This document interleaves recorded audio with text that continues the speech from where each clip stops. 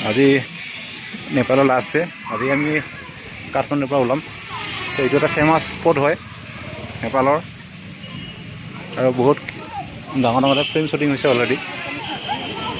এনেকৈ আৰু আমি ঘূৰি আছোঁ, আৰু বৰষুণো দি আছে বহুত বেয়াকৈ।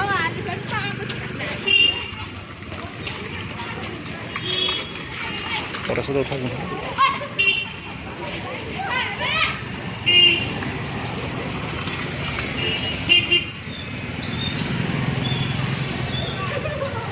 ফেমাছ স্পট হয় এইটো।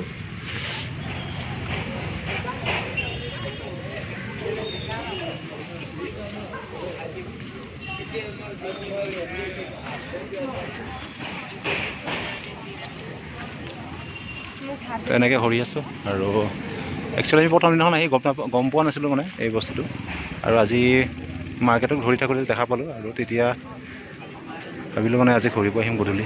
তেনেকৈ আৰু বহুত ফেমাছ স্পট হয় এইটো নেপালৰ।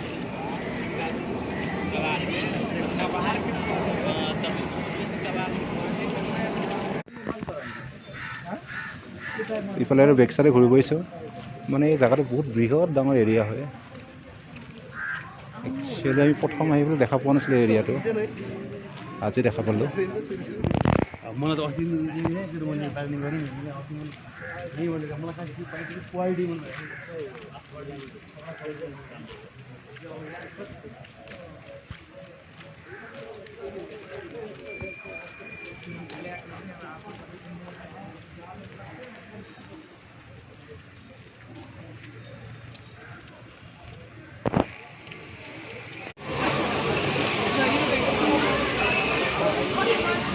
আমি ঘূৰি আছোঁ এনেকৈ, পূৰা বৰষুণ দি আছে।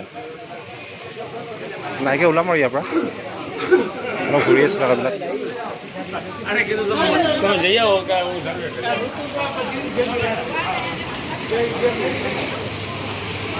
বহুত ডাঙৰ এৰিয়া হয় আৰু গোটেই এই জেগাখিনি বহুত ডাঙৰ এৰিয়া হয়, আৰু ঘূৰিবৰ কাৰণে, খাবৰ কাৰণে, শ্বপিং কৰিবৰ কাৰণে বহুত ডাঙৰ, আৰু মানে দিনটো ঘূৰিলেও মানে শেষ নোহোৱা জেগা হয়তো।